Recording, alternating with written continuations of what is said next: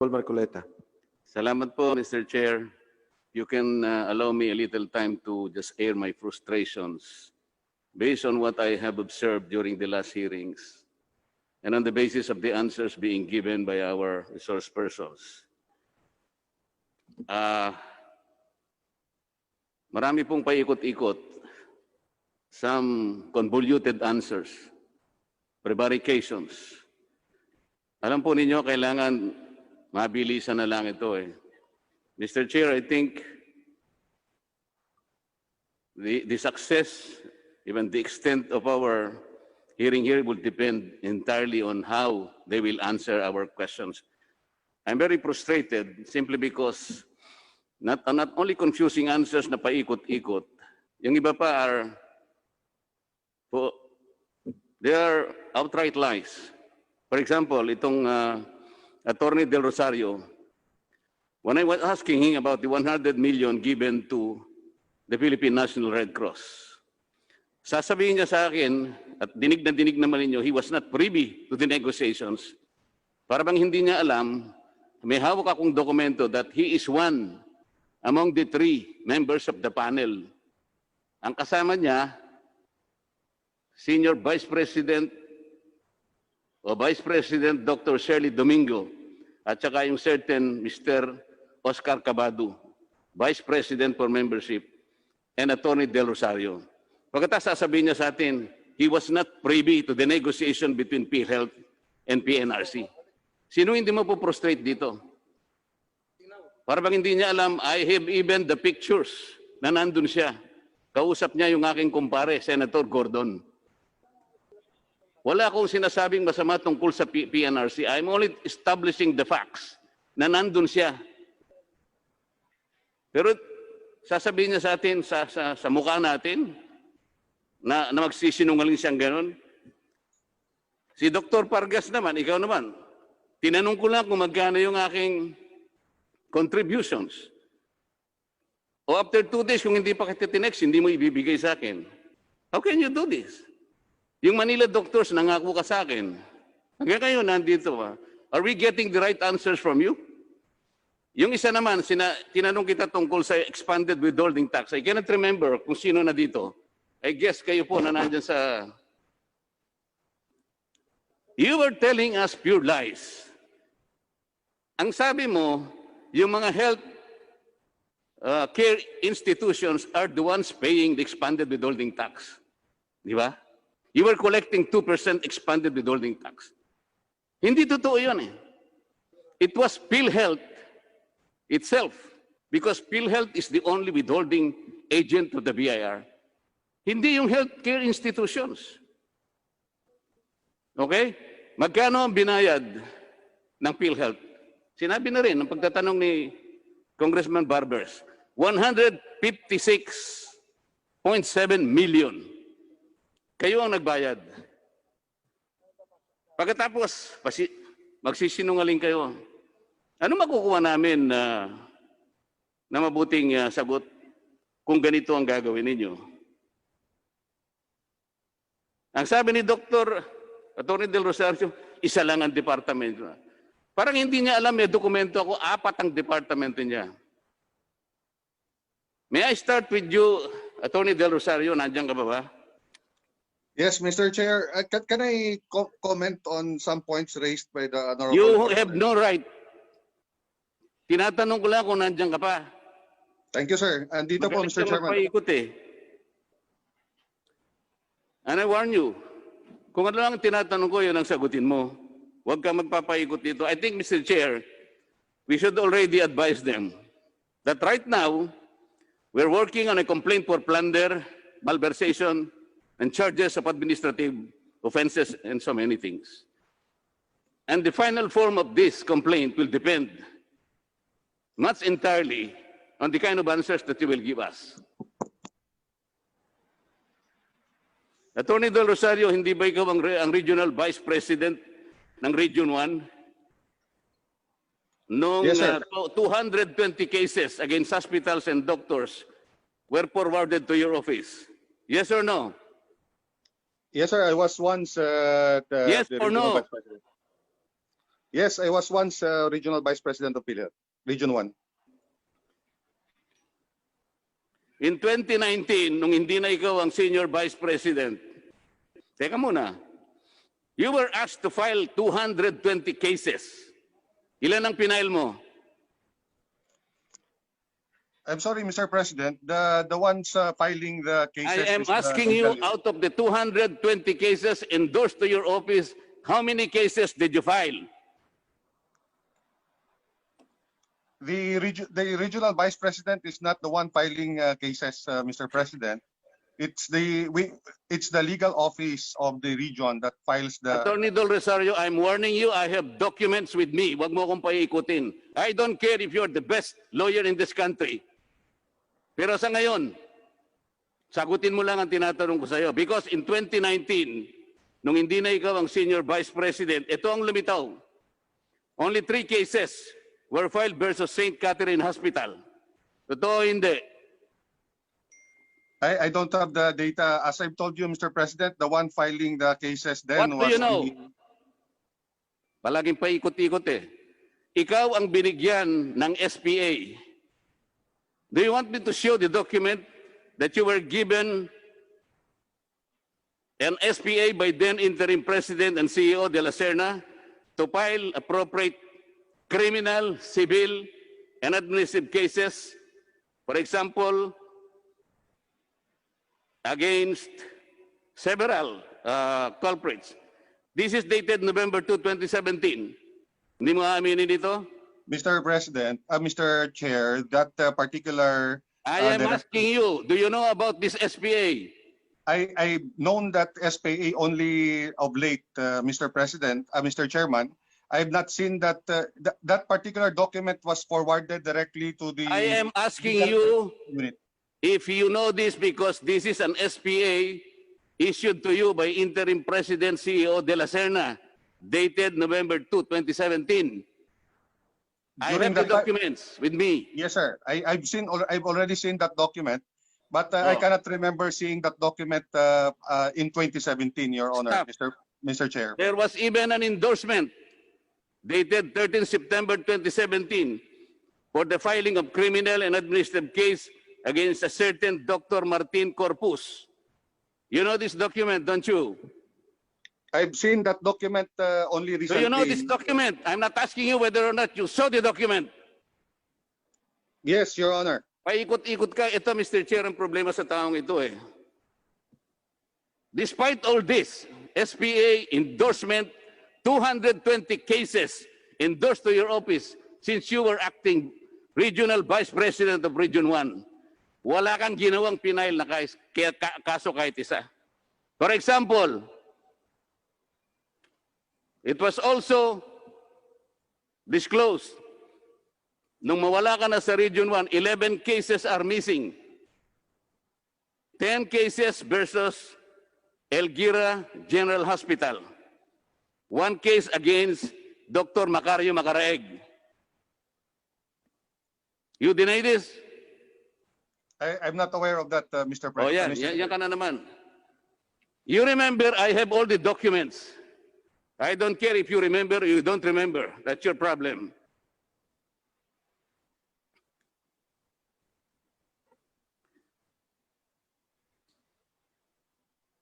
Meron kang pinirma.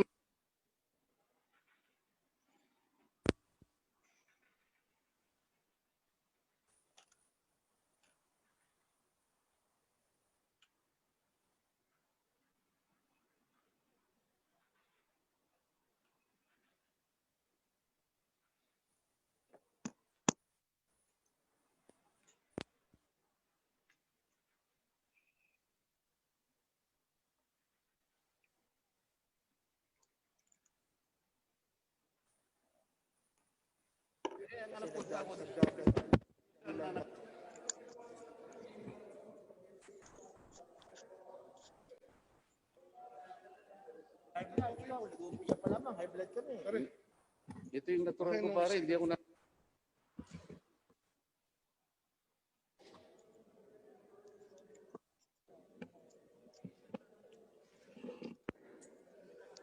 Okay? Session resume. Oh, para hindi ka naman, baka mamaya magmalingger ka na naman, ano? Meron kang memorandum number 2018-14. You directed each and every provincial regional office to file at least one complaint per quarter. Itong memong ito'y ginawa mo, Attorney Del Rosario, after certain operational audits, fact-finding investigations, nakalagay sa memo mo that there are certain facilities and professionals that are acting against the interest of the Philhealth Fund. Kaya ang ginawa mo, gumawa ka ng memorandum, you ask all the regional offices to determine and ascertain those people, those culprits, identify all them. Parang ang ganda, no? To protect the interest of the Philhealth Fund. What is the reason why you gave them a quota of only one criminal case per one quarter? What is the logic for making or putting a quota or any limitation? Sir, that quota is the minimum. Kasi napansin ko po nung pag-assume ko dito that ever since Philhealth was created, there were only 11 complaints, criminal complaints filed. And I reviewed the cases, and all the criminal complaints were filed by the central office. So there was actually a confusion whether who will file the criminal complaints. So I issued that memorandum, but at the same time, I recognize the limitations of the regions pertaining to their capacity to process all these cases. Attorney that's Del why- Rosario, Yes, sir. alam niyo po dito sa session, si Congressman Marcoleta, Congressman Barsaga, hindi na po dapat sila nagpupunta rito because of the COVID. The least you could do, Attorney Del Rosario, while conducting Zoom, at nandiyan naman po kayo sa Zoom, i-on nyo naman po yung video nyo para nakikita kayo ni Congressman Marcoleta habang nag-interpolate siya. Thank you, Mr. Chair. Kahit hindi ko na siya nakikita, Mr. Chair, mas okay pa sa akin eh. Importante lang sa akin, sagutin niya ng matino yung tinatanong ko. So ang sinasabi mo, Attorney Del Rosario, Yes, sir. ikaw pa lang nag-determine. Gaano ka kasigurado na yung determination no, that's only one filing of one case per quarter, yun ang tama to protect the interests of Philhealth? Bakit naman? No, that's the minimum, Mr. Chair. Sino nagsabi sa yung minimum? Sir, Who told kasi, you? sir, Who instructed you to give that minimum? Why not 5? Why not 10? kasi yung ano ko kasi, sir, during that time, wala pong No. napapahal. Sinong nagsabi sa iyo? Who gave you the guideline na kinakailangan isang kaso lang per quarter? Can you imagine? One filing of case for 3 months? Sino ka para i-determine mo sa sarili mo na yun ang minimum? Why work for the minimum? Why not maximize the opportunity of being able to determine all those culprits in order to defend and protect the funds of Philhealth? Huwag ka na mga twira ng kung ano-ano. So, ikaw pa lang nagdi-determine. Yung pa lang mabuti sa Philhealth. That is the way to protect the funds of Philhealth. Kailangan isa lang na case ang i-file in 3 months' time. Mr. Chairman, Hindi ko alam kung anong logic meron ka, attorney, ha? Mr. Chair. Teka muna, I'm not asking you anything. Okay, sir. Proceed, sir. Sorry.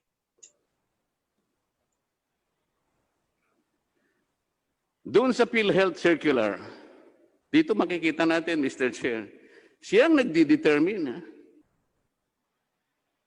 Wala kang sinabi na ang board ang nag-advise sa'yo. Not even the board, not even the EXICOM. Only one person, Mr. Chair, has the power to determine kung sino at ilan ang ipapile na case. Sus Maria Joseph na buhay ito. Doon sa PhilHealth Circular 2020, balikan natin yan, 0007. Merong effectivity doon eh. Napansin ko lang kagabi nung nire-review ko to eh. Do you know the effectivity of that particular circular, Attorney Del Rosario? If I remember it right, I think it's March 20 or 21, Your Honor, Mr. Chair. Narinig mo yung sagot, Mr. Chair? Why did you say it took effect on March 31? 21 yata, 21 po yata. I don't have the document right now, Mr. President. Mr. Wala ka Chair. palang dokumento. Bakit sinasabi mong March 31 what? What year? 2020? Sir, are you referring to the IRM circular, Mr. Chair?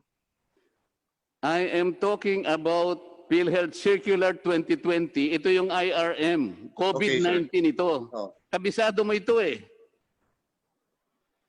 Bakit mo sinabing March 31, 2020 ang effectivity? Why? Hindi sir, ang sabi ko sir, ang alam ko March 20 or March 21. Ang sinasabi ko sa iyo, merong effectivity itong circular na to. Ang tanong ko sa iyo, do you know when did this Philhealth circular take effect? I think nakalagay po dyan, effective immediately, Your Honor. So hindi mo kabisado? I'm not sure You tell about me, the I date. will help you. Hindi mo kabisado? Thank you, sir. Thank you. Oh, it takes immediately from its publication in a newspaper of general circulation and take note, 3 copies, certified copies to have been furnished to the Office of the National Administrative Register of the UP Law Center. When did you or PhilHealth furnish the Office of National Administrative Hospital of UP? When? When did Honor of UP Law Center receive the 3 copies from PhilHealth? Sir, it's not my office that is in charge of that. So maybe we can ask the sector in charge. Maybe ka na naman eh. You are the Executive Vice President ng legal sector. You have worked for PhilHealth for 20 years or so. Pati lang itong effectivity, ito na naman, paikot-ikot ka na naman. Alam mo ito eh. Do I need to tell you or give you the document? Ako mismo ang ang nag-search eh. Sir, during the Senate hearing, it was mentioned that it was only in June that PhilHealth provided copies to the Honor. So what day in June? What day in June? If I remember it right, it's June 11, yung document shown by Senator Lacson. Alam mo na yun eh. Magmamali ka pa eh. June 11, hindi 7. June Do I 11 need to nga po. correct you every time? I said June 11, Mr. Chair. Okay. So ngayon, alam natin, ito palang IRM took effect legally June 11, 2020. So what happened to the funds that you disbursed prior to this date? What? Sir, it appears that the requirement of the circular was not satisfied as to the requirement to furnish the Honor. What kind of answer is that? Are you a lawyer? Talaga ba lawyer ka? June 11, nung magkaroon ng kopya ang Honor of the UP Law Center. Meaning to say, doon lang nag-take effect yung inyong yung circular 2020-0007. Alright? Ang tinatanong ko sa iyo, what happened to the funds disbursed prior to this date? Let's say March, April, May, and June 10. What happened to those funds? Sir, it would appear that those funds were not released based on the prerequisites set by the circular on the publication and the furnishing of copies to the Honor. What? Can you speak better than that? Do you have a better explanation than that? Napakasimple ng tanong ko eh. Ano ngayon ang mangyayari doon sa pondo na nirelease ninyo prior to the effectivity of this circular? So it is without authority, it would appear, Mr. Chair. Anong sabi niya? Without authority. Oh, so walang authority. Now what happens to you now? To all of you? Illegal. O illegal? Okay. Mabuti yan nagsasabi ka na ng totoo ngayon. Ako yun. Ako nagsabi nun, Honorable Marcoleta. Ay, ikaw ba? Oh, pasagutin natin sila. Do you agree to the statement of the chairman? Illegal. Oh, hindi na makasagot. Are you asking me? Yes, Mr. I agree with the chairman. Illegal, di ba? Illegal na. It did not comply with. Tinatanong lang kita, illegal na, di ba? Yes, I agree, Mr. Chairman. Simple. Attorney Del Rosario, simple lang po sagot. Illegal po ba? Hindi. Yes, I agree. I agree, Mr. Chair. Ano sagot, Mr. Chair? Sabi niya, yes, I admit I am pretty certain. Is that correct? I agree with the chairman that it's illegal. Yes. Oh. Was that properly recorded, Mr. Chair? Yes, Honorable Marcoleta, it was on record. Thank you. Attorney Del Rosario, bilang isang napakahusay na abogado, ikaw ba naniniwala na ang COVID-19, alam mo siguro yung COVID-19, hindi ba? Alam mo ba yung COVID-19, Attorney Del Rosario? Yes, Mr. Chair. Okay. Kailangan makasiguro tayo, Mr. Chair. Masyadong madulas ito eh. Is COVID-19 can be considered a fortuitous event within the meaning and objectives of Philhealth Circular Number 2020-007. Huwag kang sasagot ng hindi mo naintindihan. Within the meaning and objectives of Philhealth Circular 2020-007, can COVID-19 be considered a fortuitous event? I think my opinion on the matter, Mr. Chair, is that the fortuitous event is the pandemic caused by the COVID-19 infections, Mr. Chair. Attorney Del Rosario, kung alam mo nasa courtroom lang tayo, ako ang judge, baka pinalabas na kita eh. Tinatanong lamang kita eh. Kung within the meaning and objectives of your own circular, kung makukonsider mo bilang isang mahusay na abogado na fortuitous event ito, you can refer to your circular kung gusto mo. Kabisado mo ito kaysa sa akin. Ako ngayon ko lang nabasa ito eh. Paano ka namang hindi masusuya sa ganitong klaseng mga sagot na? Naniniwala ka ba na ito makaklasify na fortuitous event? Yes, sir. I think that's the intention of the O corporation. yun. Yun ang paniwala mo, hindi ba? So, nakalimutan mo, second paragraph nung rational nung Philhealth Circular, sinasabi ang ganito. Act of God, like floods, typhoons, di ba? Wars, gera, to effect displacement of communities in several endangered areas. So dito makikita, yung fortuitous event has the capacity to displace a community. Merong physical ano ito eh, merong physical attribute ito, displacement of communities.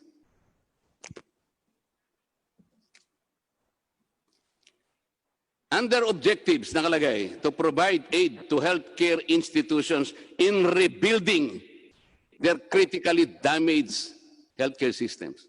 Physical ang pinag-uusapan dito eh. Pagkatapos, hiningam ka pa ng description or photo of the effects of fortuitous event. Nakikita mo ba yung COVID-19? Attorney Del Rosario? Do you see the enemy? No, sir. Only the effects. May kinakailangan ng photo rito eh. Paano mo lilitratuan si COVID-19? Hindi mo nga nakikita eh. Pagkatapos, nandun pa, explicitly mention if majority of the claims under the HCI's custody were totally destroyed. Anong ibig sabihin? These are collection of words and phrases that denote that something was damaged, physically damaged. Kaya nga kailangan yung IRM eh. Kaya kanina tinatanong kita kung klasifikado nga na fortuitous event. Yes, sir lang ng yes, sir. Pero hindi mo naintindihan ang sarili mong circular.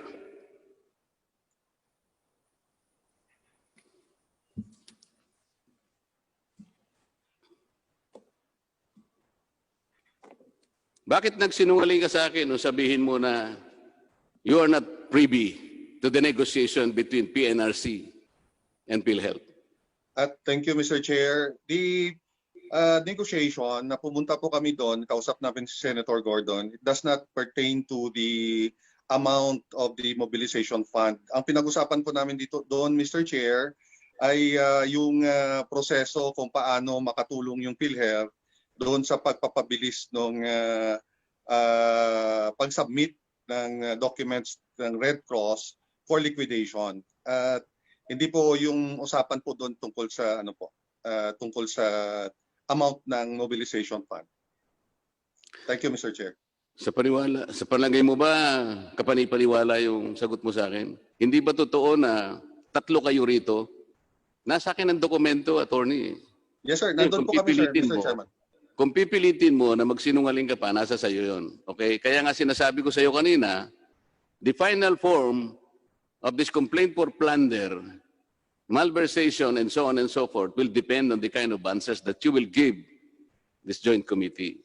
Kasama mo si Legal Vice President Shirley Domingo and Mr. Cabado, the Vice President for Membership. Noong inegotiate ninyo, kayo ang panel. Pagkatapos, directly magsisinungaling ka sa amin.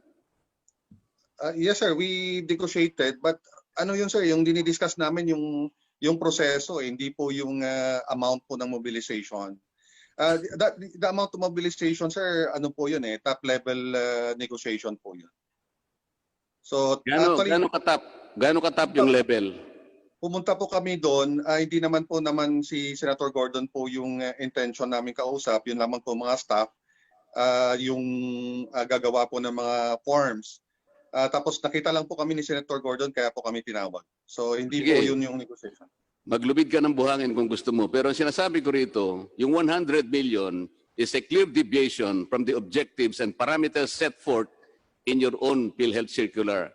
Because, ang sinasabi ko sa iyo, sa aminin mo't hindi, wala namang historical claims ang PNRC. So, kailangan explain mo sa amin ano ang basis ng 100 million? Sapagkat akala ko ba, kasi dito lumilitaw, Mr. Chair, yung paggastos, yung pagwaldas ng pera ng PhilHealth, walang patumangga, walang protection. Kaya kapag tatanungin mo sila, ano bang basis nito? Anong guideline dito? Bakit ginamit ninyo yung COVID-19 circular pagkatapos wala namang claims dito? Wala namang i-rebuild, wala namang facilities na gagawin. But you earmark 100 million for PNRC. That's only the point. I wanted to establish kapag ang pinag-uusapan, paggasta, mabilis, walang patumangga. Mr. Chair, PhilHealth, as one institution, forgot one thing. Na itong perang ito, hindi sa kanila. They keep the money in trust. They have that fiduciary responsibility to protect this trust. Alam mo, Attorney Del Rosario, yung pera mo, kung po-protectionan mo yun, okay lang kasi pera mo yun Pero ito, kung kinakailangan triplihin mo o sampuhin mo ang pangangalaga sa perang ito, that is the requirement of a fiduciary responsibility. Do you agree or not? We agree, Mr. President. Thank you. Mr. Chairman. Yun ang gusto naming standard sana Hindi ganun Hindi ganun. Mr. Chair, may I direct my questions to other panels? Sino po kaya ang pwedeng sumagot dito? I would think Dr. Pargas would have a hand on that, on the 100 million ceiling for Philippine National Red Cross. Yung po yung tanong ng Honorable Malcoreta, sino nagrekomenda ng 100 million at bakit ibibigay? Dr. Pargas. Mr. Chair, Attorney Labe will respond on that. Attorney Labe. Mr. Chair, good afternoon. I'm not privy to the 100 million, but I understand how funded this project, Mr. Chair, because the expanded targeting testing was computed at 2% of the 13 million population in NCR at the time, Mr. Chair, and it's about, I think, 900 million. But as regards to the advance payment of the 100 million, I was not part of I'm not privy to that, Mr. Chair. Mr. Chair, yung word for the day ngayon is, or the phrase, I'm not privy. Nagbayad ba ng expanded withholding tax? Binawas niyo ba yun? Nung ibigay niyo yung 100 million sa PNRC? Oh, you're not privy. Okay. Attorney Dr. Pargas, on August 5, 2011, Philhealth issued circular number 011-2011 to implement a case-based payment. Ito yung ACR, case rate, for 23 selected cases and surgical procedures. Is that correct?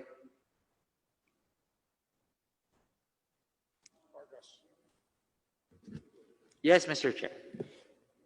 You know, you cannot blame me if I expect, faster answers. Kasi circular ninyo to eh. Ako, 2-3 araw ko lang nabasa ito eh. But I can commit them into memory if I want to. It was signed by our president then on August 5, Mr. Chair. Yeah, that is correct.